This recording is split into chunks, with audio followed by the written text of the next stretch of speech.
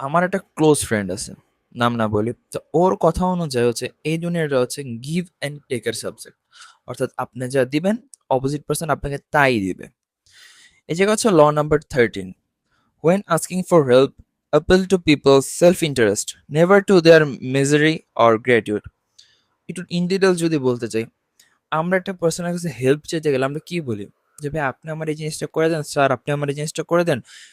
যদি আপনি করে দেন তাহলে আমি এই জিনিসগুলো অ্যাচিভ করতে পারবো, এই সাকসেসটা আমি অ্যাচিভ করতে পারবো। তো অপোজিট পার্সন চিন্তা করে, ভাই তুমি সাকসেস পাবা, তুমি এই জিনিসটা অর্জন করতে পারবা, আমি তোমার জন্য কেন কাজ করব?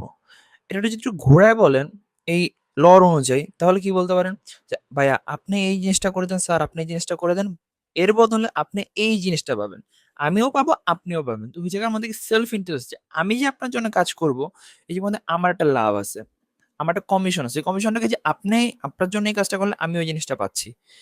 এভাবে হচ্ছে মানুষরা আপনার হেল্পের জন্য আপনি সিডিউস করতে পারবেন। এই লটা হচ্ছে খুবই একটা ইফেক্টিভ ল যদি আপনি সঠিকভাবে ইউজ করতে পারেন। Best of luck.